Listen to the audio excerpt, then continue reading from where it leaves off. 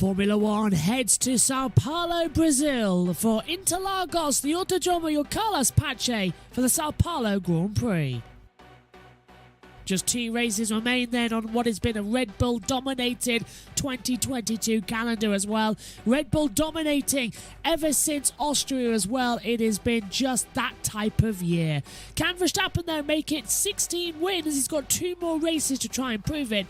2 weeks here, Sao Paulo, and the season rounds out next weekend in Abu Dhabi. In the Drivers' Championship, Max Verstappen has 416 points. It's the battle for second that is on between Sergio Perez and Charles Leclerc. Just 5 points is separating them. George Russell is now about 15 points clear of Lewis Hamilton as well. Carlos Sainz has dropped down into 6th position as well, shortly behind Lewis Hamilton.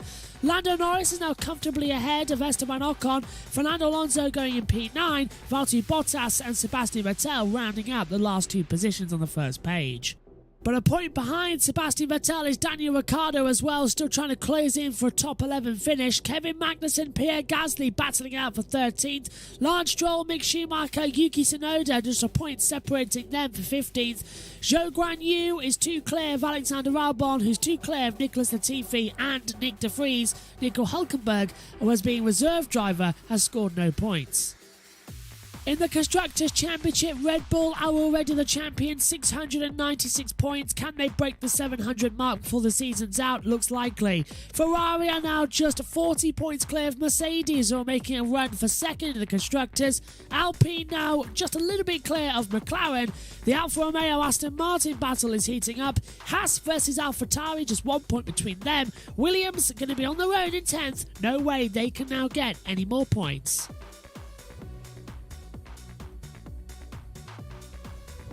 It's Saturday morning and it's time for free practice 2 here at Interlagos.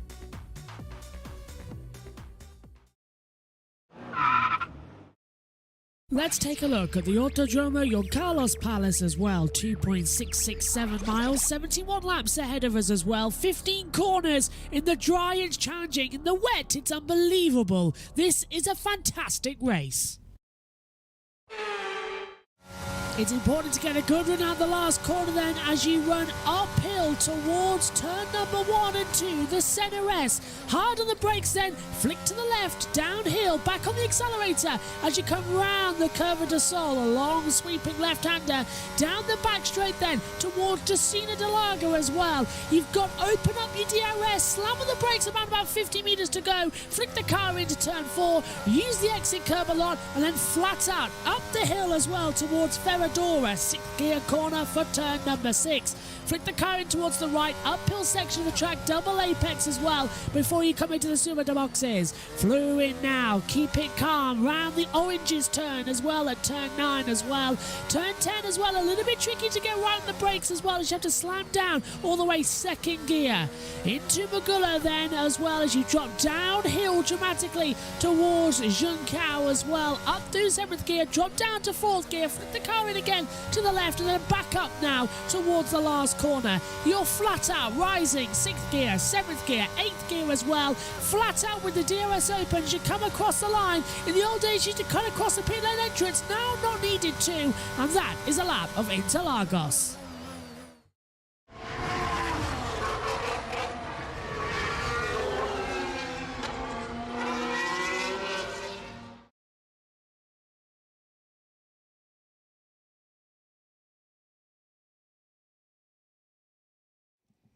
Hello everybody and welcome to the Autodromo Juan Carlos Pache. We're all set for what is going to be hopefully a very entertaining weekend. We've just had a power cut up here in the commentary box actually as well. Miracle, we managed to get the show on time as well, but all the systems are just rebooting, including the camera software that we use up here as well. So for the moment, we've actually got no camera images to bring you, but Josh hopefully can hear and see me okay. Afternoon, Josh, if you can hear me, we're all in for a very interesting session coming up shortly. Hello, yes, and I am very tired. How was the show last night that you left after qualifying? You went off to see a show, didn't you? Oh yeah, the night show. The light show, yes. Was it any good? Please tell me it was, because it sounded amazing. That was very good, and I had no sleep last night, so this should be fun. Oh dear, this should be. Well, don't worry, Synth will be I, with us shortly. We've got the I cameras working, yay.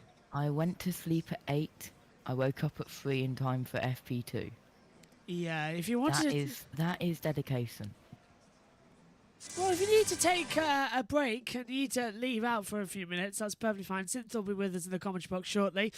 I mean, I think I'm well prepared. Is that tea or coffee? One is hot chocolate, one is tea. That should do it. Shout at me all you like for that combination.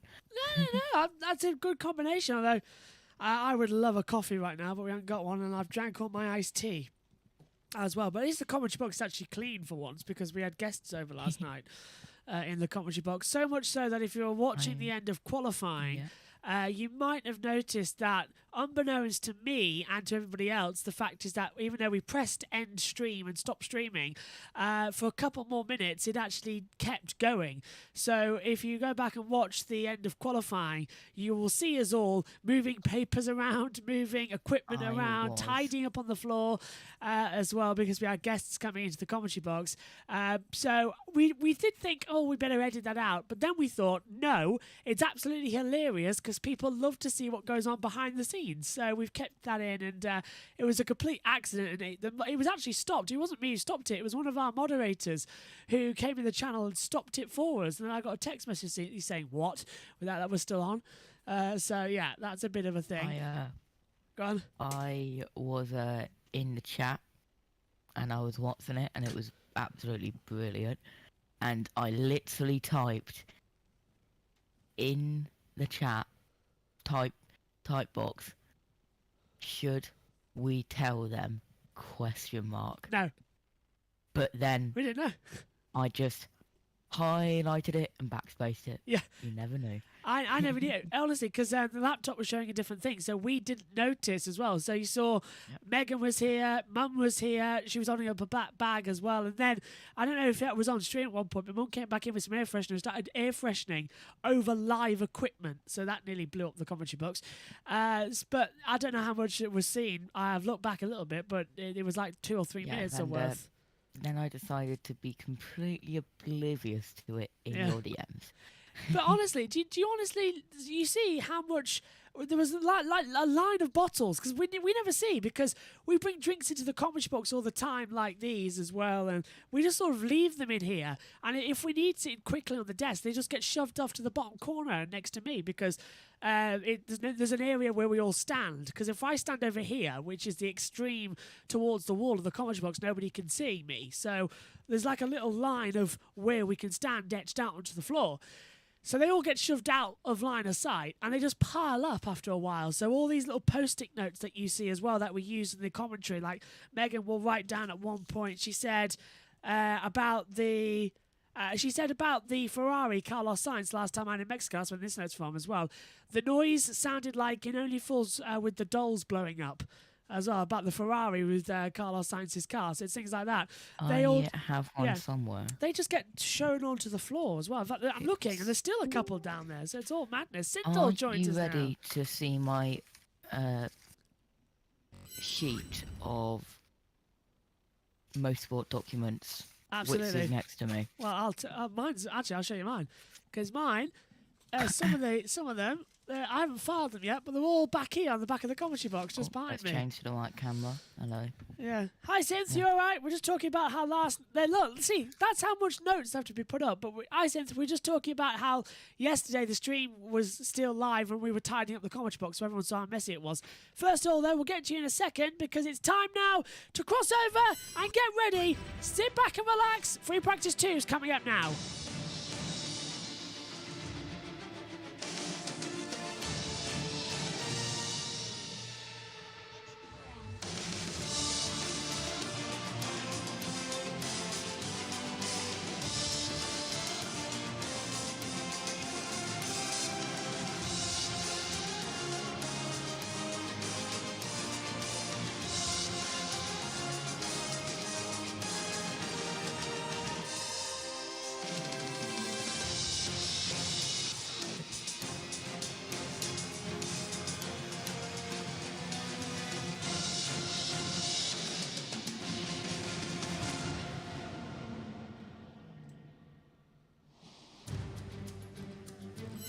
Well, here we go, everybody. It's time for free practice 2. It's slightly drier than what it was yesterday in qualifying, but there's still a lot of fog in the air. There's still a lot of rain in the air.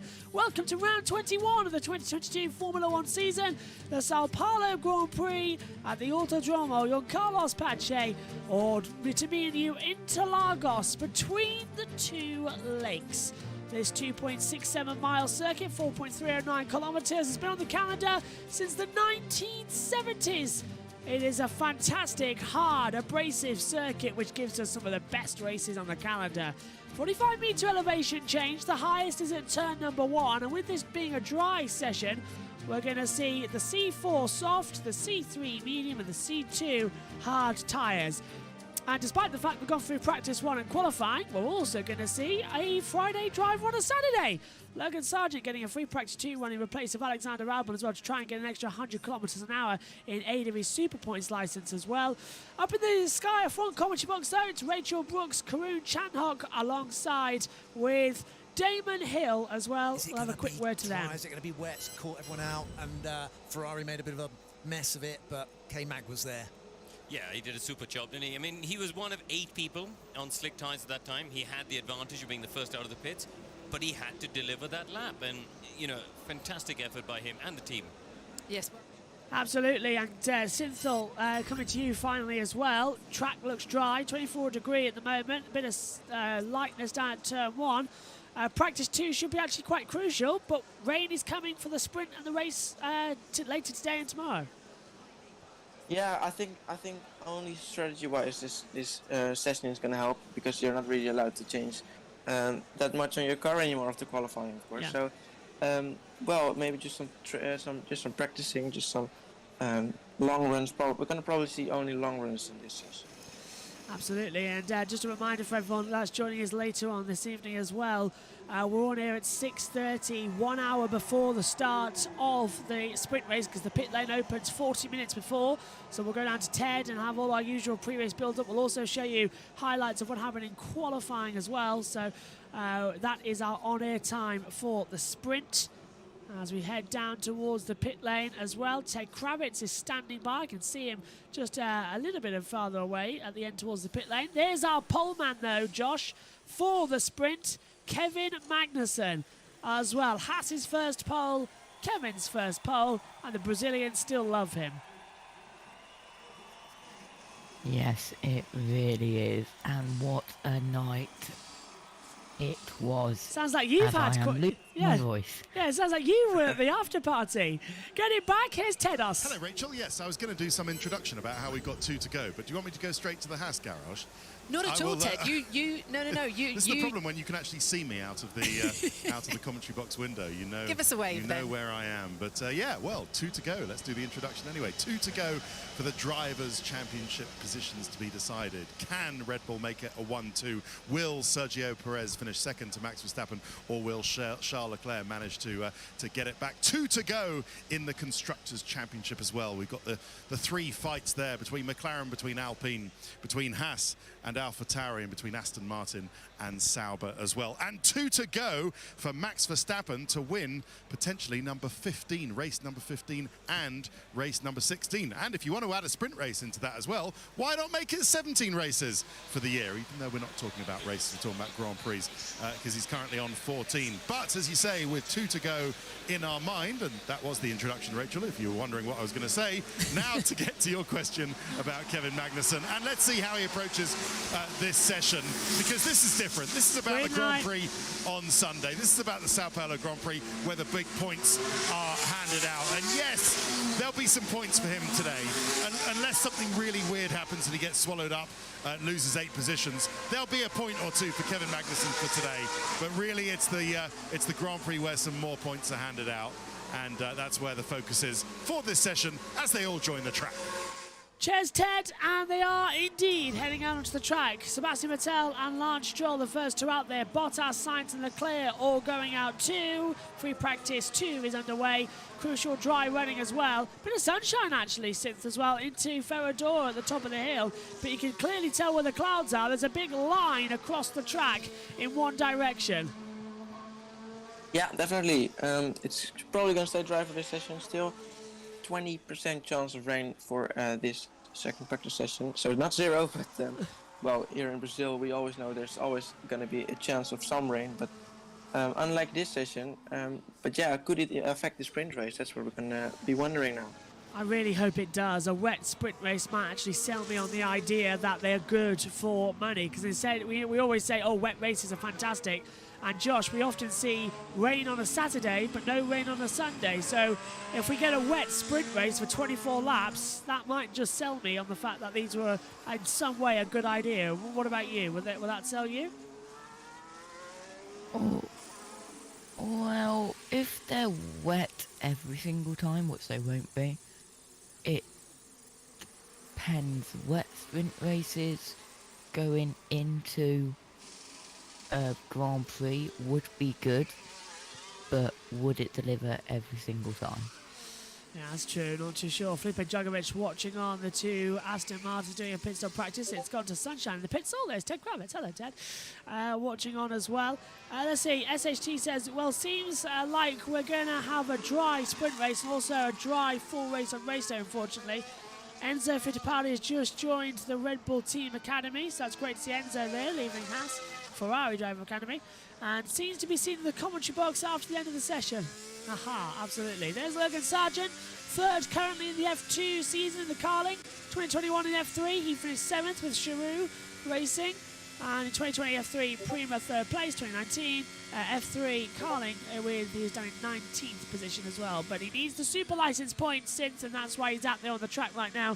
He's got to do 100 kilometers of this track, and if I find out where my calculator is, I can calculate for you that if it works, 4.309 kilometers times that by, let's say, 25. Shift that up, it's just switched off. So 4.309 times by 25 equals, remove the decimal place, 107. So he needs to do maximum in this session 24 laps as well. So that's that's his target since today, to get over 100 kilometers, and I've just timed it. 4.309 times 24 is 103.416 kilometers since. So he's got to do 24 laps, effectively a sprint race in this session. Yeah, well, they're going to try this out some long runs anyway, so Sargent will most definitely get that one. He's on the mediums. Yeah. We see some difference, some of the mediums on the softs now. I wonder what tire they will choose for the sprint race, because there's going to be no pit stop, of course. But yeah, Sargent, I don't think he really needs to worry too much about those points. I think he's going to be having enough after the final race in Abu Dhabi already. So, but yeah, still another practice session for him, and let's see what he can do on these medium tires. I've just been corrected that he's actually just gained another point because he's already completed 3 laps. He only needed 1 more lap in Mexico. That equates to 1.5 here in Sao Paulo. So he has just got another super license points. So add that on. Actually, he now needs to do 24 laps from now. So in total, 3 more. So 24, 5, 6, 7.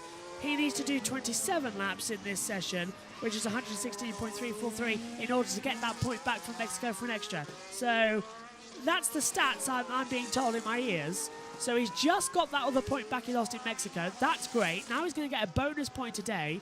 He'll get another point in Abu Dhabi's first practice session. And then, Synth as well, he's got to finish, is it second in the F2 Championship to get the points? Or is he okay in third? I think he's okay in third already. Maybe, I think somewhere I heard that even 8th would be fine already for some points. I'm not too sure if that's correct, but yeah. I don't think he really needs to worry too much about it. I'm pretty sure he's got the seat. That's why Williams already took the risk and already announced him as their driver. So I don't think they really have to worry too much. I love how, Josh, Chris Metland has literally just tweeted that he needs 24 laps as well. So he's obviously just, either Chris is listening to us or he's worked out at exactly the same time what he needs to do around this track. As Sainz goes top, 1:16.014. Sargent next year, is that a good mix with Formula One? I mean, many people saying Drugovich would have been a better choice, but he's been signed up with Aston Martin as they create their own development program ahead of Audi's interest in Formula One coming soon. Do you see that it's going to be good for Sargent to keep getting these practice runs as well? This is effectively a practice one for this session. Yes, it really is. And Logan Sargent has been doing so much. I believe he's taken both of the Williams factory sessions, one in Austin, one here in Brazil, and Mexico. Mexico. Just hearing some radio there from Verstappen to come through. Perez down the track now. Verstappen's complaining out there. Yeah, so Sargent's done quite a lot. He'll have another practice one run in Abu Dhabi, as we mentioned. That's going to be another point on it. Every 100 kilometres you do in a Formula 1 car, you get a bonus point. So Sargent does 5th, 1:17.613. So he's got that point back he lost in Mexico. He can now do it again as well here. Ted's got news. I think they were hurt. They were a little bit bemused about how that issue happened with Charles Leclerc yesterday with the tyres that you've just Alexander been talking Albon's about. in the box. And today they're out to make amends, to put things right. And they want to know whether this race can be done, the sprint race can be done on a single set of soft tyres. So that's what they're out there. One is on the medium, one is on the soft tyres. So the real spread of stuff. Max Verstappen's actually out on the hard tyres. So Mercedes on the hard tyres as well. So they've got other things planned tyre-wise. But yeah, Alex if they can Albon do looks the so whole sprint bored. race, 24 races on the soft tyre, they think that's possible. Most people think that probably is possible. Then they will do it. But that's what they're experimenting with at the moment. Back to you. Thanks very much, Ted. Well, as you can see, Alex has joined us. And Alex, really good to have you here. I guess our first question is why is Logan in your car this weekend, much as we're very pleased to see you? Yeah, hello everyone. Basically to try to get his super license points. So we're getting towards the end of the season now and it's getting a bit close, so give him the best opportunity because obviously if he does get them license points, he's going to be in the seat. So here I am with you guys. It's a bit of a long walk, by the way. It's a really long and it's walk. uphill. I was like, I'm going to arrive to this commentary box out of breath. I did earlier, don't worry. But you've done no exercise this morning, so we thought we'd give you a bit of a Yeah, warm-up. that is my warm-up for the sprint race, so thank you very much. There you go. I've just realised that I haven't seen the tall blonde look. What's Yeah. what, is this? This is no charity thing. No, this is a genuine... And it's staying for the rest of the year. It is. Unfortunately, I don't know, but I did it just because I thought, why not? And then people were asking, what charity is it for this time? And I didn't have an answer for them, and I just thought, I look cool. That was it. It doesn't have to be a reason. No reason. Ted was asking there, Alex, about whether or not you could do a whole sprint on one set of softs this afternoon. What are your thoughts? What the team said to you? It's down to the weather, basically. So here, as you can see, we're high up. The sun hits the track pretty aggressively, and you saw it in qualifying how it dipped off once the clouds came. The track cools down so much. If that's the case, yes, then a soft can be on the cards, but at the minute, yes, we're touching almost 50 degrees now, and So, it's not Alex, what are they focusing on? Are they focusing on Sunday, or are they focusing on the sprint, or are they basically the same thing? I mean, obviously you've got, it's almost the first leg of the Grand Prix, isn't it? What exactly. they're doing here? It's almost like a first stint, but I'm a little bit, 50-50 with sprint races because I feel like if this was the main race this weekend, you'd have Kevin in P1 and we'd be P11, and that would be a proper race for us. Sort of a shame, really, isn't it? Yeah, and now we're realistically speaking, we would be very happy if we hold position come sprint race. So it is what it is. But yeah, that's all. But they would be. What I'm trying to get to is they're going for. Any information they get here is valid for both races. Is basically it what is. we're saying, Yeah, it is. It is. We're measuring DEG track race round about similar time, not quite, but Yellow it all sector comes in 3. handy. Oh, and it's Nicholas Latifi. Oh, Sargent. Oh, Latifi, not Sargent. Yeah. He's an Albon's car, of course. Yeah, Latifi's gone off and Jean-Claude coming back on. What does It is. Alex So make of it's, it? We've had this a few times this year in Miami. I remember Austin was the same. Some tracks we kind of got this separate tarmac in certain corners, and the final corner, well, we call it the final corner. Jean-Claude. It's resurfaced just on the racing line, but it's so low grip. It's incredible how just that corner by itself feels. Yeah, well, isn't that weird? They talk a certain sense. What happened? He locks up, doesn't he? Yeah, nearly went to the part where we saw Kimi Räikkönen go into it, if you remember that a few years ago. Just goes There he straight, goes, straight on. Nearly hit the drain cover that's there as well, actually, so did very good. To keep on, did Latifi. But isn't it just the way Albon was in the commentary box as well in pre-season testing, and then Latifi's car caught fire. Do you remember that, Sid? I think you were with me in the box at that point. Sorry, when? Pre-season testing. Do you remember? Latifi spun round, his car caught fire, but Alexander Albon was in the commentary box then. Oh, that was when he is something at his rear failed, right? Yeah. The tire. Yes, yeah. Something, yeah. Yeah, that was an interesting moment as well. But this was when I looked on board with Latifi on this point, you could really see the entry to where Raikkonen went into in 2012. So that was bringing back some memories on this track. Raikkonen didn't know which way to go in that situation as well, whether he was left, right, centre. It all got a bit comical. 48 minutes and 27 seconds left of this session. At the moment, Russell's top 1:15.598, and Josh, that's the first yellow flag we've actually had in a practice session, isn't it? Because we had a red flag in qualifying yesterday, but practice has gone uninterrupted. Yes, it has, and let's not turn my mic any louder than it needs to be, as Alonso is coming up to the line. From 16th goes 10th. Yeah, 1 point. 1:16.750. Yeah, very much down on the deck, as well as Fernando after a great qualifying yesterday. Sith, what did you make of qualifying then? We haven't asked you that question yet, Sith. It was dramatic. Magnussen on pole, but I agree with what the guys are saying in the Sky F1 box. It's a disappointment that it's not the main Grand Prix that Magnussen's got pole for. It's the sprint race, and I think that's sort of the thing, that nobody wants the sprints anymore. Yeah, absolutely. As Latifi and Sainz need to make contact. Yeah, obviously that's a bit unfortunate for Magnussen, but they're going to be very happy nonetheless that they're going to be starting from pole position. A chance of points is going to be very high now as well. Twice, because you're probably going to get top 8 in the sprint as well, but we've got to be realistic. It's not really going to be a podium, is it, for Magnussen? Sadly not, no.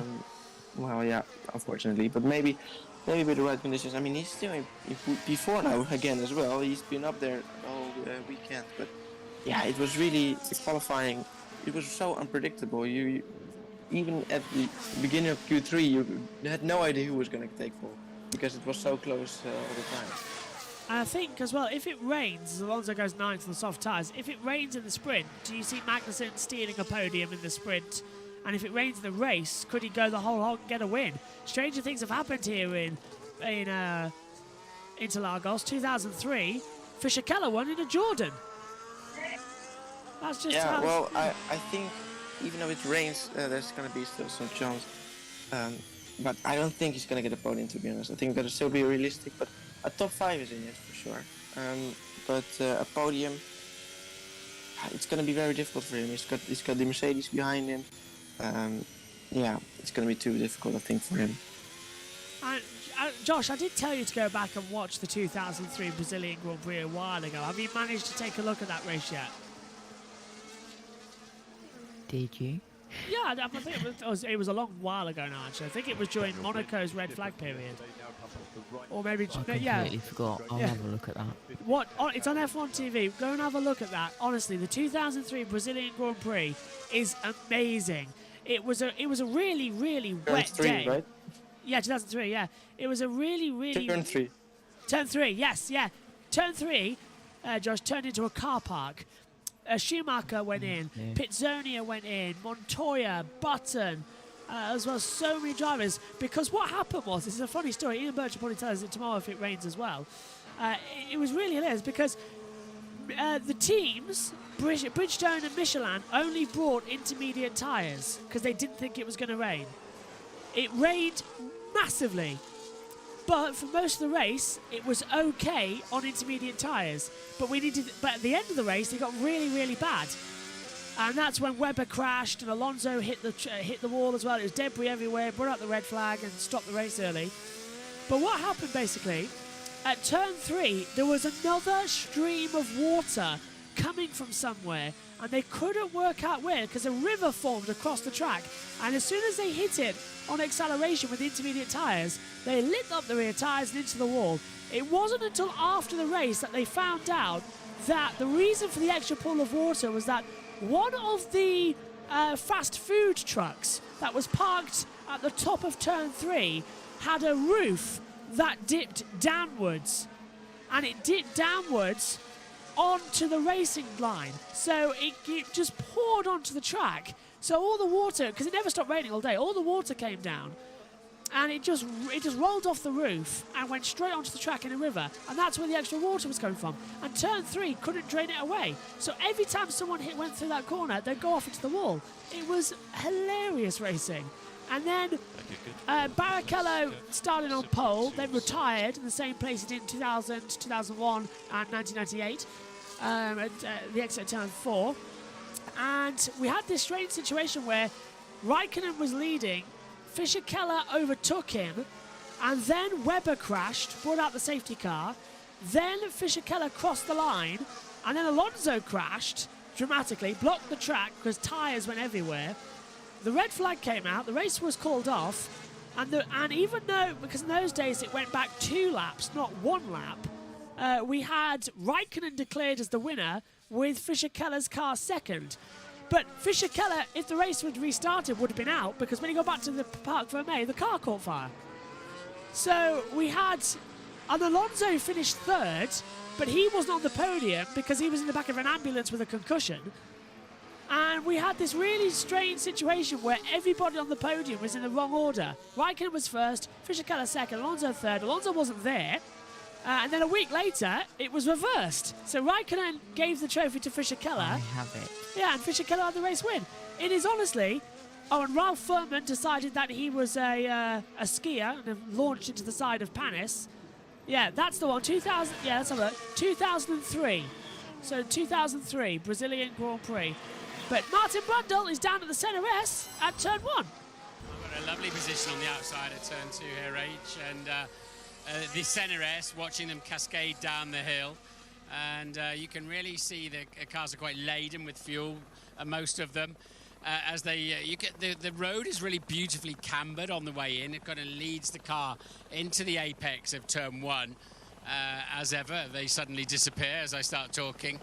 And the Ferrari that's been really hoovering up the apex nicely into 1 and falling down the hill, but there's almost like suspended animation as the drivers are waiting for the car to settle, and the McLaren running wide there with understeer. I've seen a lot of understeer locked up front brakes as the cars are quite heavy, quite ponderous in that first apex. Then the cars settle and they accelerate through turn 2 and then just release through 3. Back in the day, it wasn't a given. It was absolutely flat out through them. We crashed lots of cars there. But today's cars and drivers and a smoother track mean that it's effectively a straight line, and the acceleration is tremendous to see. Absolutely incredible the way that the cars release. So here comes the Ferrari again. Once again, keeping their Carlos Sainz, just keeping a lovely line. The nose of the Ferrari really obedient down into the apex of 1 where you need to be, so you can open up the entry to turn 2.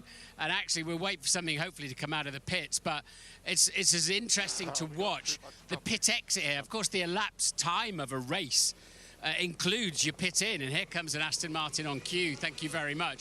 Watching them, this left hand, the right hander, they come through here where they have to push because you're on the racetrack. You're outside now of the pit lane speed limiter, and you've really got to give it full beans through here. And that looks, actually, this right-hander in the pit lane looks as challenging as anywhere. A big lock up there for Sergio Perez, so that puts him wide in 1, completely out of sync for 2. That'll compromise the entire first sector. He'll then be slow down the straight to turn 4. Here's another Aston Martin we made earlier, showing us how the pit lane exit needs to be rehearsed, as it were. So wonderful to see the cars working, and what an iconic piece of racetrack for any racetrack in the world. We're going to move on, Rachel. Back to you. Is Alex still up there with Rachel? I'd love to hear. Thank you very much, Martin. And Alex was nodding away there, yes, actually, about okay, that here we go. exit, Alex. It is. It's really dirty. It hasn't been cleaned like the racetrack. And it was funny, in qualifying, you know, we were actually trying to attack our outlaps because the track was so cold. Any kind of energy you could put in the tyres, you would take it. So turn 2, turn 3 were on the outlap, coming out the pit lane, we were pushing quite hard. But it was still so wet. And you're kind of having to challenge yourself to try and get through the pit lane as quickly as possible. It's quite a lot of fun. Also, But yeah. we also get traffic here, don't you? Because, I mean, that is a busy circuit right now, and it's a short track. It is. I think, obviously, well, this looks a bit tight. I don't know if. See, I'm still new to this. Is this screen line? This is what we're talking about here, yes. This screen here. They've got too many screens here. I feel like a data engineer. Welcome but to yes, our life. It is tricky. Obviously, everyone's a bit out, so you can just on a normal practice session. But Yeah, a bit close there between the Red Bull and the Williams, but Ted. Good on Logan. Ted's down. Yeah, elbows out. Yeah, elbows out. Elbows out already. Ted is down in the pit lane there somewhere. Ted, I can't see where you are, but we'll have a look. Where are you? It's better that you don't know, Rachel. Oh, okay. So yeah, Logan Sargent now back in the garage. I'm actually at Aston Martin because this is an interesting session for them, an interesting day. They felt they underperformed yesterday. Really, they did everything right. They felt they did everything right in the conditions. Got the cars out early, both for Vettel and for Lance Stroll, and just weren't able to get the lap time they needed that would progress into Q3. And they really felt that had they been able to do a similar thing to Kevin Magnussen, then they might have been able to be safely into the top 10. But anyway, this will be an interesting sprint race for them. And next door, of course, is the Williams garage, where, as I say, Logan Sargent is back with Alex's car in a very sort of Spartan garage. And I'm wondering about this, Alex, and Damon, actually. So, Alex, you take the left-hand side of the Williams garage. Damon, I can't remember, was that used to be your side, or did Jack or... Did Jack have the other side or Ayrton have the other side of the Williams garage? It's all very Spartan down here. You're not allowed any sort of trinkets on your workbench at the back of the garage, Alex? Any bits and bobs? I know Damon in your time, What, a teddy bear or something Patrick like that? would never... Yeah, a teddy bear. Like or a mascot or yeah, something. mascot. No, I mean, Patrick Head would probably never have allowed it in your day, Damon, presumably. No, well, I don't think Patrick would. We might have noticed a teddy bear or some sort of, I don't know, some. Seb has one, doesn't he? But Alex is pulling a face to Ted Horseshoe. as if Oh, to yeah, say, Seb- what are you Seb saying? had- well, there's nothing new in that, Rachel. But yeah, Damon, did you used to have a certain side of the Williams garage? And Well, it wasn't in my contract, but I seem to remember being mostly on the right-hand side of the garage. But I have no idea why. On the right-hand side as you pull out. Oh, well, where are we looking at? No, Are you looking at from your no, angle, the Ted, or- right-hand side as you go into the garage. So I'd be in the garage, and I'd be looking out at you, Ted, and I would be on the right-hand side of the garage. Okay. Alex, do you have a side that you... I said to the guys, I said, in my contract, I need a teddy bear by my helmet, else I'm not racing. You will next year. You probably want a cat, don't you? A cat would be good. Oh, yeah. So we do, obviously, actually in our drivers' rooms, which aren't in the garages, they're in the hospitality rooms. Yes, we have no teddy bears, but we do have little things. Logan's done, by my calculations, he must have done about 60 kilometres by now. So if he hurries up, you might be able to get back down there and have a few laps yourself. Maybe. Is that my time to leave? No, I'm just saying. Are you trying to push me out, No, it's great to have you. I'm gonna cover enjoying that off, that. Damon, by saying what a brilliant qualifying performance was yesterday. Thank you. Talk to us about how, I mean, you mentioned it earlier on about holding on to that position in 11th is going to be really hard, but it is only 24 laps, so It is, yeah. what's the plan? Yeah, well, firstly, it was a really good day for us. Obviously, it kind of got overshadowed by someone else, Kevin, who did an amazing job. Brief yellow. But we did a really good job. We actually had a technical issue, electronic issue, starting the lap. So we had a misfire and we had a gear cut coming across the start-finish line. So we lost about the half a tenth starting the lap that we would have got into Q3, which was a shame. But yeah, P11 for us. That's a really good job around a circuit which really we would normally struggle with. So the conditions definitely played its part. So yeah. Looking ahead, what are their prospects with Williams for next year? I mean, they must know, they weren't able to produce the wonderful car that they had hoped for and you had hoped for this year, but they must have learned an awful lot. Yeah, well, realistically speaking, when we started the season, we knew there was some balance issues in the car that we were struggling with, and there's only so much you can do. We kind of end up chipping away at it weekend by weekend and getting the car into a better window. But the thing is we know where we're struggling. We know our limitations.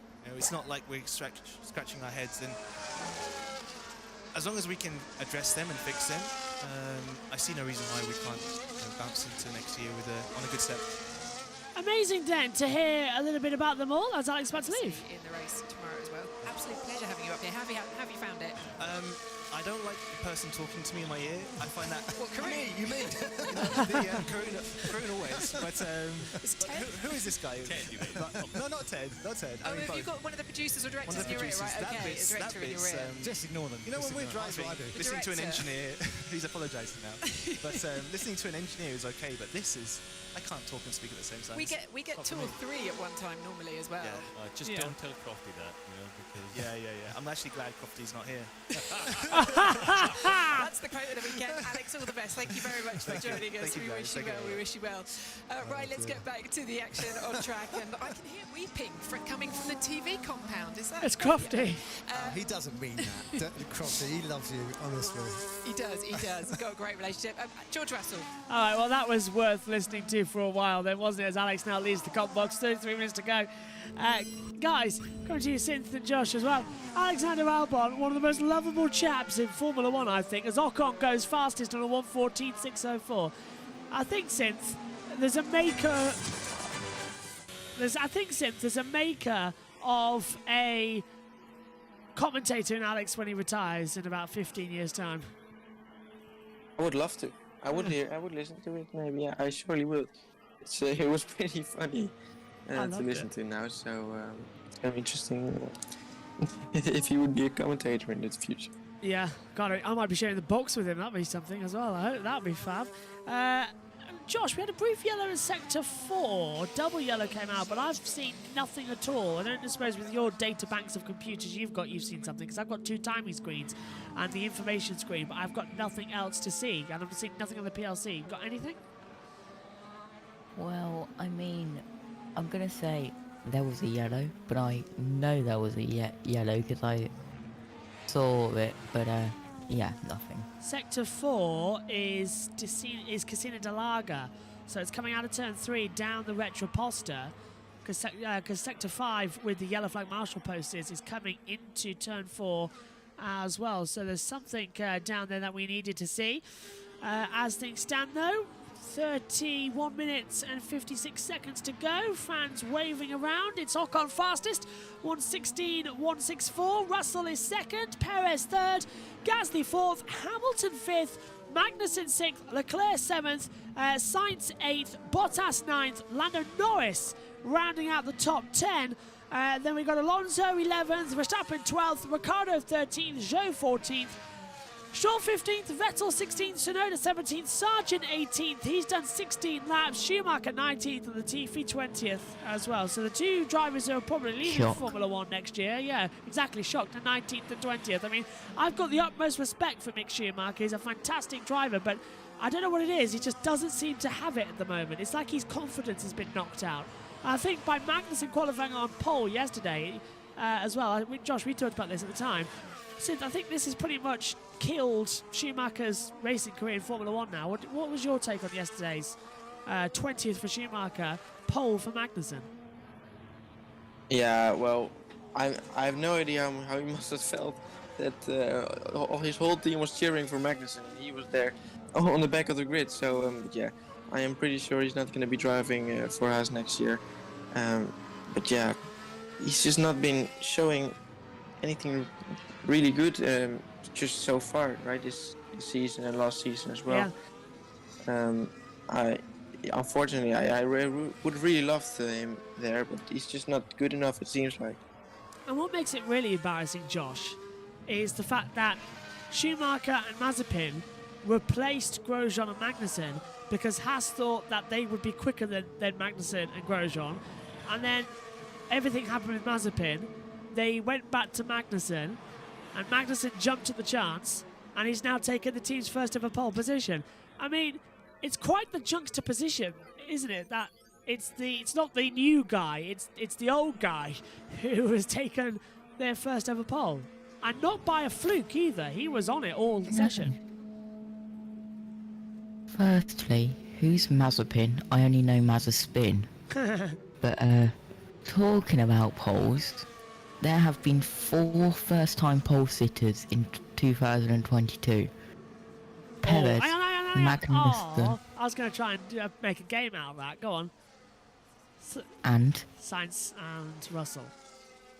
yes. Yeah, I was going to make a game out of that to see if we can get them right. But it's a practice 2 on a sprint weekend. Yes, there's action, but in about 10 minutes' time, no one's going to be out on the track again, so we're going to need something to fill the time with. Alonso's had a little bit of a drift as well out of Zhongkao. What are you noticing? Someone has been pit lane speeding. Who is it? Answers on a postcard, please. Oh, God. And it Leclerc. is someone who pit lane speeds quite often. Says Stroll? Oh, I'm not sure. well, it's either Leclerc or Stroll, isn't it? So, God, who is it? It's Stroll. Stroll.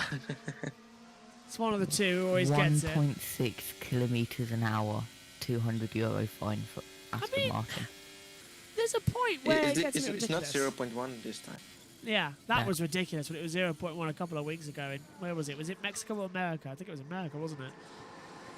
Just gets more and more strange as they come through. There's Magnussen back into the pit lane. Our pole sitter, Gunter Steiner. Let's see what he had to say. I mean, to get ready to try to keep as many positions as possible, you know, and hopefully we get some points today. And if we get points today, we are still in a good starting position tomorrow for the main race. So just try to get the most out of it, the sprint race this afternoon. But Kevin is known for his defending, brilliant defending. I mean, surely he can just go and defend as much as possible, no? Or do you have to think about just the points? No, man. To get points, we need to defend. Otherwise, it's not going to happen, you know. So it's a combination of the two. So obviously, he needs to defend and go fast, you know. But overtaking here is not the most difficult thing to do. It's quite a good track for overtaking. But again, if we can get some performance in the car, we can defend and try. Obviously, we will not keep P1. I mean, we are realistic about that. But yeah, P1 is a little bit. That would be a little bit overconfident, you know. But if we can stay in the top 8, that would be already good. But just what's it done? I mean, I'm sure you had dinner last night and it all sort of drained down the energy levels a bit. But today, what's it done for the feeling with everybody in the team? I mean, what it's done is it's obviously it's a good moment for everybody. I mean, it was a team effort, you know, and it was enjoyed, but nobody went ballistic about it. You know, we all kept focused on today. Well, good luck. Thank you very much. Thank you. Well, nobody went ballistic. I think that's a massive lie, isn't it? The team were jumping up and down, banging on the top of Magnussen's helmet. It was a real party atmosphere. Even Gunter went mad since as well. A big bear hug for him and Kevin Magnussen. Yeah, well, it's going to be just a massive confidence boost now for everyone at the team. And yeah, it's just going to give them a lot more motivation to do well these couple of races and yeah, maybe even bring it into 2023. It's going to be very exciting as well to see what's going to happen. Haas bringing in a better car. There has been another helmet swap. Oh, who? What, in terms of, what do you mean by helmet swap? Someone swapped their helmet or someone's changed their helmet? What do you mean? Swapped their helmet with another driver. Oh, who? Pietro Fittipaldi and Fernando Alonso. Fernando Alonso just is acquiring helmets like Thanos acquired Infinity Stones. Yep, and last pole position by team, so we can make a game out of this. I can cheat. I've got them on my list in the commentary box. It's on the team stats as well. First win, first pole, last pole. So I can't sort of talk about that. Simple, Haas, that's probably easiest. Yeah. After that, does racing points count, or is that also counted with forcing? That would be down as Aston Martin. Well, technically, when Aston came in, it has actually changed its stats, because I'm reading it on mine, it's now 46 races, so it looks like they've reset themselves. They've had no pole positions, although technically I would allow Spa 2009, wouldn't I? Magnussen, Sao Paulo, of course. Max Verstappen. He had it in Mexico. Carlos Sainz. So Ferrari was America. Mercedes haven't had a pole this year, have they? Mercedes' last pole. Oh no, that was Russell. Hamilton hasn't had a pole. Hamilton's last pole from right came in Saudi Arabia last year. I think so. Because he wasn't on pole in Abu Dhabi. It was Verstappen. Russell, Hungarian 22. Yeah. McLaren, Russia guessing? 21. yeah, Aston Martin, or Well, Spa. but it was Racing Point Well, at that- the time. Turkey. Turkey. Yeah. Stroll. Stroll, of 2020. course. Yeah, forgot about that one. Williams. Austria 2014. Massa, Bottas, Yeah. front row. Yep. Didn't have to Massa. look at that. I remember that crazy weekend. It was the first time Mercedes got kicked off the front row that year. Alpine, but they were Renault at the time. Alpine, but they were Renault. Last pole position. Was it Hungary 09 with Alonso? Yeah. Yes. Yeah. I didn't even have that on my notes because Renault's down as Alpine now and with different stats. Really, it was Hungary 09. yeah. Wow. Alpha Tauri, but they were Toro Rosso at the time. Oh, Vettel 08, the only pole they've had. Yeah. Yeah. And Alfa Romeo, but they were BMW Sauber. Canada 08. Bahrain 08. Bahrain, wow. So Kubica didn't start on pole position in Canada 08. Oh, I thought he did. And if Or did I do Hamilton start on pole and crashed out? That might have been happening. this, there we go. Oh, hang on. We need that. We need a full screen you again. That's what we need to. That's what we need. That's actually a great little stats sheet. That. Just trying to think. Last driver pole position. Oh, hang on. Never mind. Martin's at turn 4. Your way, Martin. Indeed, and every time Lewis comes out of the pits, and then periodically when he comes through here, his adopted nation, they've certainly adopted him as their Brazilian driver, effectively, for this weekend. The crowd are cheering Lewis very noisily down here at turn 4, the corner where we saw George Russell have his problem yesterday when he went, brakes locked up and went off into the gravel in the far end there of what's a relatively short runoff area, actually. In the opening credits, official opening credits this weekend, they show my crash, so I have a daily reminder of how I nearly died at this corner in 1994. And Jos Verstappen rolled over my head, and so Max Verstappen nearly didn't exist. Actually, with that crash, we somehow all survived it, and I literally crawled back to the pits from here. And what I'm picking up is the relatively long throttle travel they have in these cars with 1,000 horsepower, let's say, under their right foot, is how they just pick the throttle up so gently and then squeeze it. So as soon as they get the nose towards the apex, they pick up the throttle and then just apply it through the exit, the corner. The back of the Mercedes there just wagging its tail. The Aston Martin is struggling for rear grip here, as it was at turn 2. So it's very much now, it's so fast through here. It's an arrive and drive corner. There is Max Verstappen. And sometimes, if they've got fresher tyres on or a bit less fuel, you can hear them more urgently get on the throttle, and the exhaust note barks a little bit, and you can hear the turbo just kicking in a little bit harder, and it all becomes a little bit more throaty. But while they're on race runs, it's sort of poetry in motion, really, in terms of how they're applying the throttle, how they're just caressing the car through the apex, trying to keep it online. The Williams there didn't want to stay inside on the corner, nor did the Aston Martin too much going through there. So you can see those on the longer runs start to run out of front tyres, actually. But a really good spot here on the apex of this fast turn 4 to see who's got the confidence, who can carry the speed in race trim, and then who's got the rear grip when it matters a little bit later on, as Charles Leclerc goes through there. What a beautiful sight. That Ferrari on full song, just gently drifting through the corner. A racing car, and particularly a Formula 1 car, is always sliding. You're always on the edge of grip. Doesn't always seem like it, but you're on the very limit of the grip, and that's what the driver's feeling. And that's why he's applying the throttle in just the right way for the back of the car, and the steering wheel unloads slightly if the back end starts to slide, or it unloads again if the front end slides. So you're such an intrinsic part of that car. You can really drive it on the limit of grip and the limit of traction, as it were. And that's what I'm feeling, standing 6 or 7 meters away from the apex down here. Back to you, Rach. Thanks, Martin. We've just had it confirmed. Oh, Hamilton, we do. Martin, wind great, looks to have great to increased see. the last couple of laps. It's very evocative, wasn't it? So the wind's increased out there, but, gentlemen, we've been told.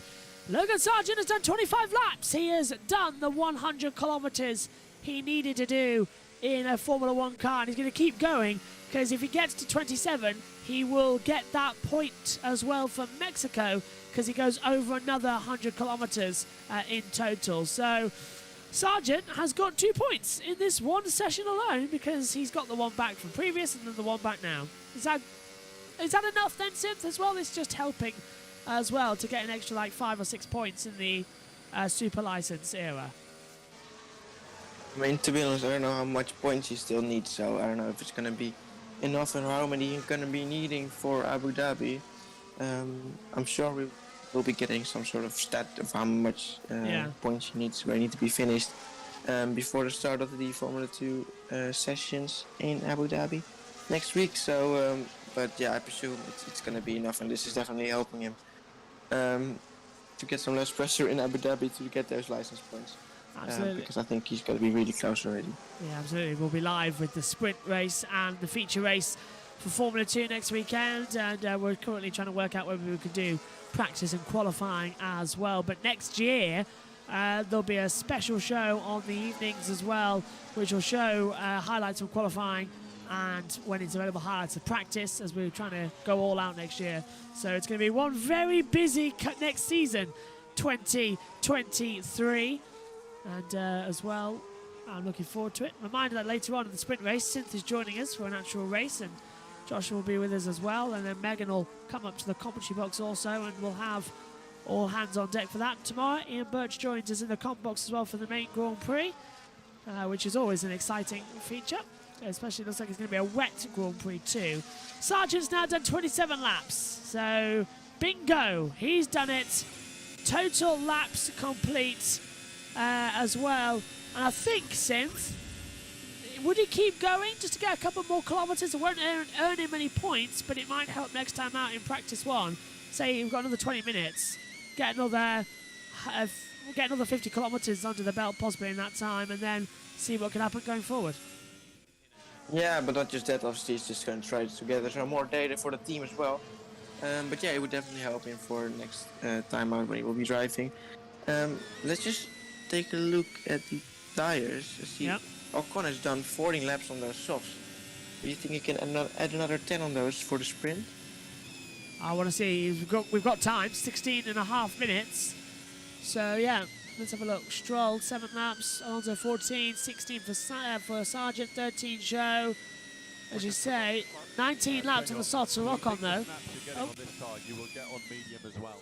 Are you sure we should? Danny Ricciardo says, are you sure you want to go on medium as well? He says, yes, box this lap. So Ricciardo's in to change over to medium compound tyres. And since, looking at it, Ocon's done 19 laps on the softs, as you say. So he's going to try and do 24 on the softs just to see if it's possible. But I think we might see everybody risk it in this session, in the sprint race, and go for softs. What do you think, mediums or softs? No one's going to put hards on. That's idiotic. Yeah, no one's going to be on the hards. But like this, I think, what was it last time out?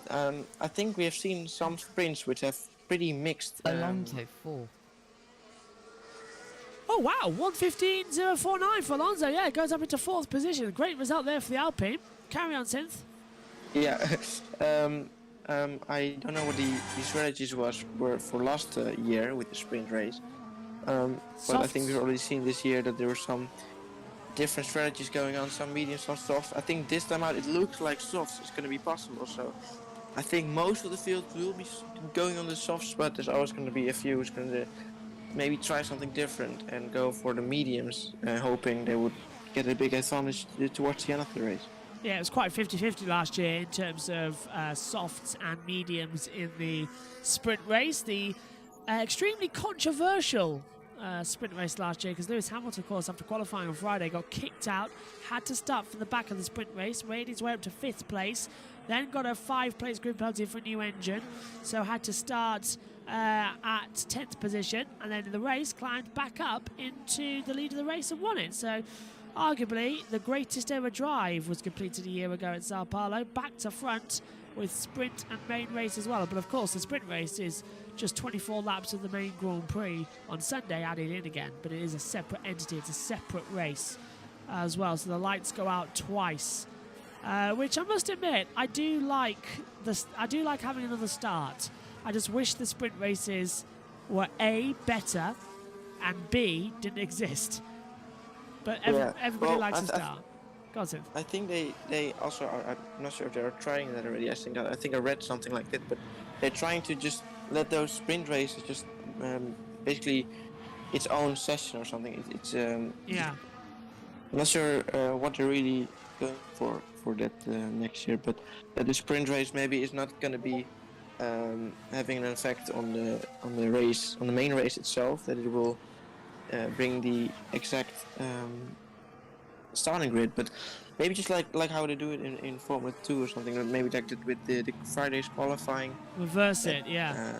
Yeah, possibly just reverse it for the sprint and then the normal grid for the Sunday. I like that idea. Also, if it is a sprint race, why don't we try something different with the start procedure? Instead of having 5 red lights, why don't we have a rolling start for the sprint races? Just something a bit different, bit of a variety as well.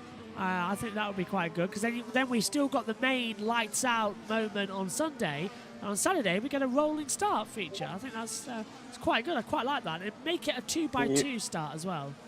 Yeah, 2x2, like IndyCar. That could be really interesting. Has it ever been done in Formula 1? Yeah, well, they obviously the Indy 500 in the past counted as Formula 1, but in normal races never been done, right? No, we've got close on occasion. We've had rolling starts, obviously, but never 2x2. No. The closest we got, actually, was here a couple of years ago on the safety car restart. Verstappen led them right up to the line and then went green as soon as he crossed the line. So that's always a feature here as well. I hope we get a safety car later on in the sprint race as well. I think that, because then restarts are just chaotic as well. Lewis, you can win this race, one of the banners just said with a Toto pointing face. That looked quite fun. Come on, Synth. We don't often see safety cars in sprints. We've seen one in, I can remember, Monza last year with Gasly going off. Have you had other safety car? Emilia Romagna this year, Joe crashed into. Oh yeah, it did, of course, yeah. Well, it's not then it's going to be lap 1 both of the time. We haven't really had a race-changing safety car. Yeah, haven't had a red flag in the sprint race either, actually. And by the way, if the sprint race is red flagged, it's the same procedure to restart as it is for an F1 race. So they go to the grid and they do a standing start again. So, hello, Josh. Hello. I have got the safety car heat map for Brazil here. Oh yes. We can't see you, but I presume that's by design for the moment. Yes. Hello. Oh, hang on. Let me change back to cameras. Hello. Hello. Nana, say hello. Hello. And there has been a red flag in 2016, of course, for the rain. In 2017 and 2016, there has been a safety car or virtual safety car on the first lap. Right. In 2012, there had been 2 safety car virtual safety cars, a safety car virtual safety car on the last lap, and 9 laps under the safety car. For 2016, 32 laps under the safety car because of the rain. Go back to 5. I tell you what, Josh, 2003, we had about 6 safety cars in that race. And a red flag. It was insane. We started by the safety car, actually. So that was quickly. 97, 99, 03. That was the 3rd ever race to start behind the safety car, Brazil 03. 97, Belgium, 99, Belgium, Brazil 03. There weren't any virtual safety cars, of course, before, what was it, 2015? 2015, yeah. 2015, yeah. First time that got deployed was Monaco 2015 when Verstappen head-butted the wall. And I literally mean head-butted the wall as well. His neck was damaged after that as well. He went straight into the wall at Saint-Devote. Yeah, that was his biggest accident until last year, Silverstone. I remember this last year. This was like virtual safety car fest, right? Yes. There was many virtual safety cars last year during the race. Josh has got the data on the screen as well in terms of virtuals and full safety cars. I'm going to have to get in close to read this, actually. 2021 safety car as well, 3 and 8. 2013 we had one. No, 2019, yep. 2018 we didn't have any. 2017 we did. That's a great one. As Logan Sargent's done for the day, he's done 28 laps. That's the 24 needed to complete this session, and then the 3 extra to get the point back from Mexico. So he's done it. Got those 2 points back. I wonder now how quickly they can change the car over for Alexander Albon. I don't know if that's actually allowed. Does anybody know that? Is that allowed if you can actually hop back in the car for more of a session if somebody else has already got your car? I don't know if that's allowed or not. I doubt it. Yeah, I'm not sure. I'm going to find out. I don't think it is, because the car's been entered with a different name for this session. Yeah, exactly. I think they just signed up as sergeants for this session, and so I don't think he's allowed to change the driver. Yeah, I think you're right there. As we see, the F1 graphic at the top there. 8:20 as well to go. Oh, actually, how much is my time screen behind? 2 seconds behind, okay. And now it's caught up, so you explain that to me. Gasly firing through as he comes into Junkao. It's not Jun Chao or whatever Crofty comes out with his useless... I have a go at him every year for this, but it's not Jun Chao or whatever it is. It's Junkao. Literally, it's how it's spelled, Junkao. Because it translates from Portuguese to junction. And you don't pronounce it Jun Chao, it's Junkao. Junction. Oh, Crofty sometimes really annoys me. Like, really annoys me, because it's not Jun Chao, it's Jun Cao. I'm guessing you don't want to be the James Hunt to David Croft then. No. Crofty does get on my nerves a little bit with that. It's Jun Cao. And he just butchers some of them. And like with Zhou Guan Yu as well, it's Zhou Guan Yu, not Zhou Guan Yu. Zhou Guan Yu. Oh, just some of them. There's Magnussen. Goat. They've made that in a hurry last night, and I don't blame them one bit. I saw on Twitter. Yep. Oh, Andreas Seidel. In the end, we reached a settlement agreement with all parties involved, which enabled us to put Oscar in an old car last week in Paul Ricard and do a private test, and which will enable us as well to then officially start working with Oscar on Monday after the last race in Abu Dhabi, which enables us then as well to put him in the current car at the Young Driver test in Abu Dhabi, which is something we are very much looking forward to, and which is great for us and for Oscar. What are the first impressions from the guys running him at Paul Ricard last week? To be honest, with running an old car alone on the track, there's not too much to read into it. In the end, it was a good start from Oscar together with us, and that's pretty much it for the moment. So main thing is now also within the team to have full focus on these last 2 race weekends together with Daniel. We're still committed on both sides to really try to finish our chapter together on a high. Before then, we will switch full attention to Oscar and Lando and get both ready again then for next year's season. Andreas Seidel there talking about how they've agreed to have Oscar Piastri in the car, and they ran him at Paul Ricard last week. And since I think Oscar Piastri has been a big talking point this year, it's glad that he's finally sorted and settled in one team, and that team is great at McLaren as well. Yeah, it's going to be very interesting how he's going to perform. We've seen him Formula 2, he's a great driver. And let's hope the same will happen with Drugovich, because he's also doesn't have a seat next year, but hopefully he'll have it in 2024 as well, because he's dominated this Formula 2 season, so he should definitely be in Formula 1 as well. Absolutely, he has. And what do you think, Josh, as well? 5 minutes to go in the session as well, as we look at Sebastian Vettel here, 3-time winner in Interlagos, tied with Hamilton for the most wins of a current driver at this track.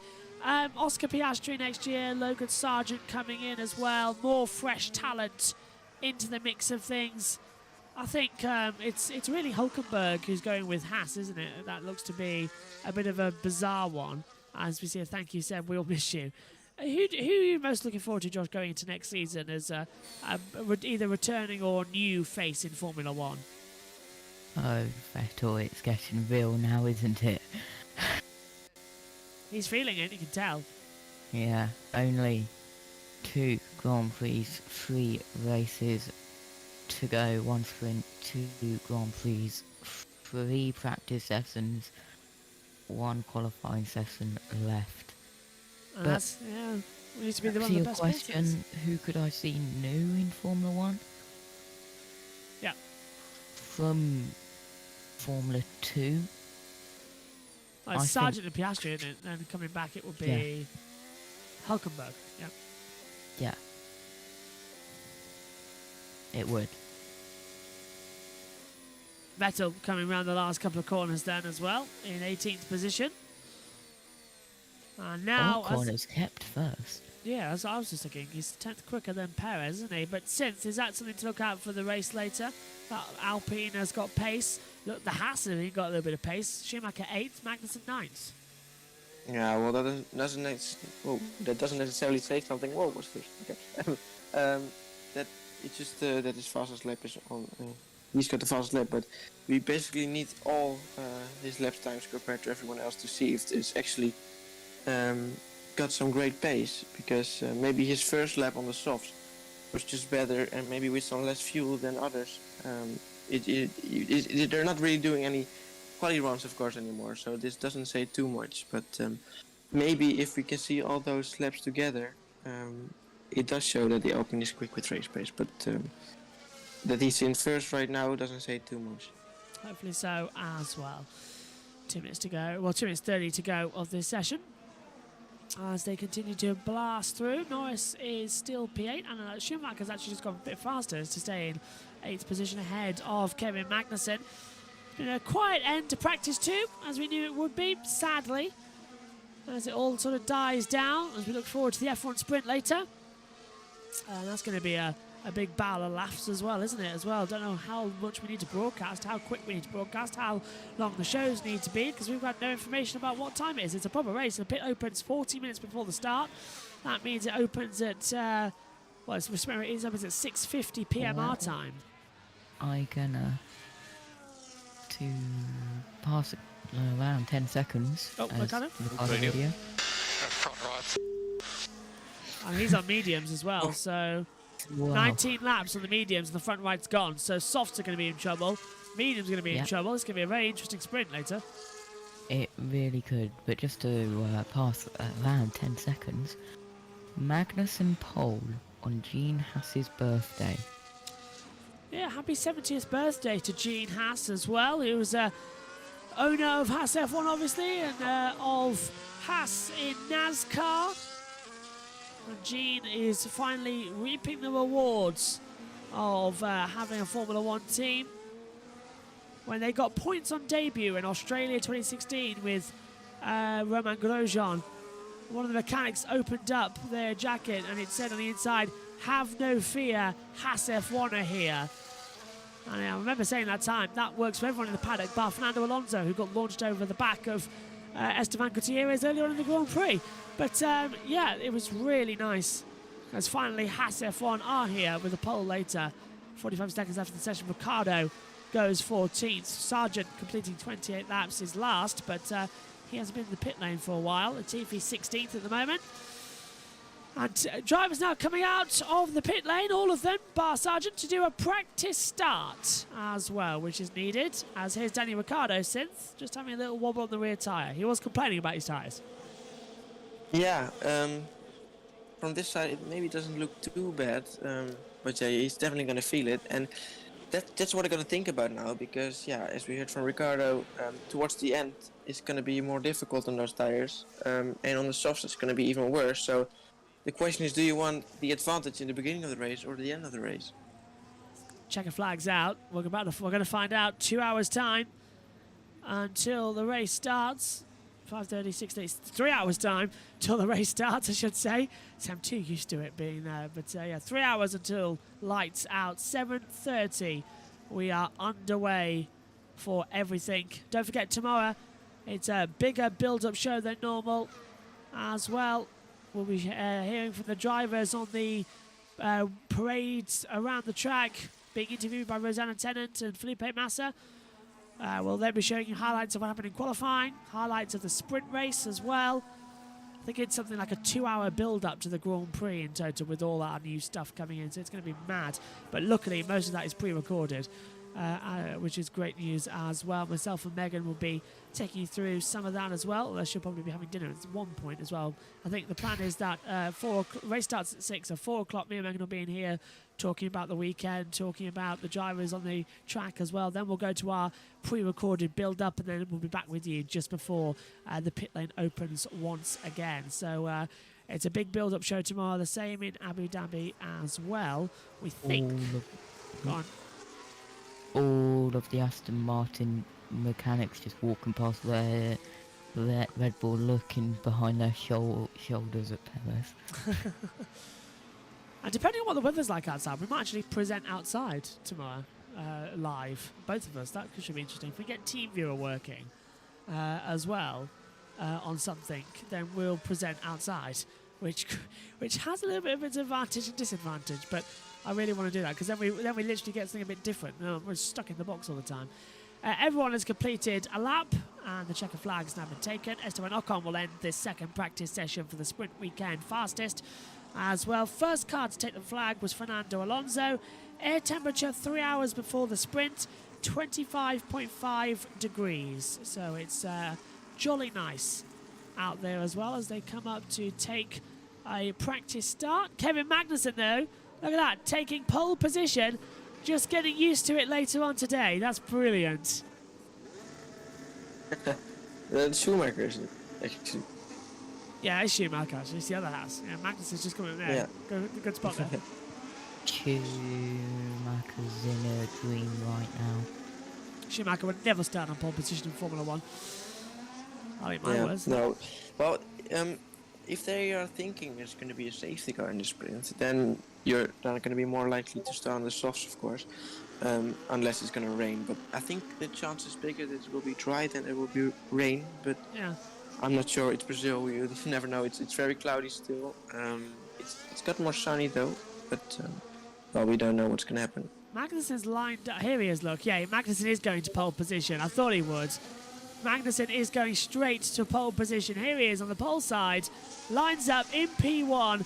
You'll line up there, Kevin, in 3 hours' time. Turn up the engine and enjoy the sounds of Kevin Magnussen doing a practice start.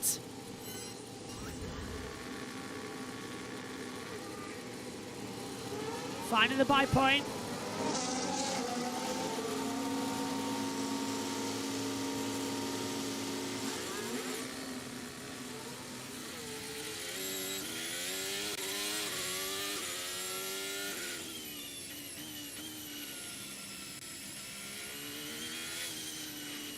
I don't know, guys. You were watching it. It sounded a little bit bogged down to begin with. I'm not sure that was a great start there for K-Mag. Bogged down a bit. If he does that in the sprint at the start of the sprint race, yeah, I think he's going to go down. Just taking. Yeah, well, luckily for Magnussen, this is a pretty short run towards turn 1, right? Yeah, shortest of the calendar, but Monaco. Yes.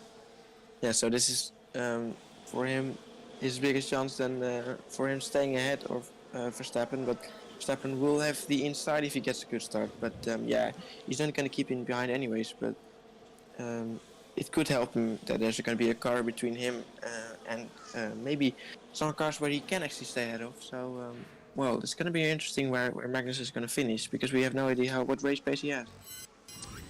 Absolutely. Here's the session results then from practice 2 at the Autodromo Juan Carlos Pache. And it is a session being achieved for Esteban Ocon to take the top honours. Sergio Perez goes second, George Russell third, Fernando Alonso 4th, Sebastian Vettel 5th, Lewis Hamilton 6th, 7th for Pierre Gasly, 8th Mick Schumacher, 9th Kevin Magnussen, and Lando Norris rounds out the top 10. Then we get Carlos Sainz 11th, Yuki Tsunoda 12th, Charles Leclerc 13th, Danny Ricciardo 14th, Valtteri Bottas 15th, Nicholas Latifi is 16th, 17th Lance Stroll, 18th Sebastian Vettel, 19th Zhou Guanyu, and Logan Sargent is 20th in the running order. Okay, chaps, quickly to you, Josh, and then Synth. Josh, who's going to win the sprint race? Realistically, probably. I'm going to go one of the Mercedes, but that's not really realistic. Where's Verstappen? Second. Yeah, definitely Verstappen, but yeah, I think we all want K-Mag. Synth? Yeah, I'm gonna have to go Verstappen, but I'm gonna hope Magnussen, of course. We all hope the same. Okay, thanks, guys. See you in 3 hours' time for the sprint race, where we'll be back on air at 6:30. Lights out at 7:30, an hour build up to the sprint race as well. And then you can join us tomorrow on air at 6 o'clock. Sorry, on air at 4 o'clock. Lights out at 6 o'clock tomorrow for the F1 Sao Paulo Grand Prix as well. 2-hour build up as we show you everything that's happened in the sprint weekend. And then, of course, you can join us for the Grand Prix review straight after the F1 race. Right, my thanks to Josh, my thanks to Cynthia. We'll see you both later on. My thanks to you at home. We'll see you later. Bye for now.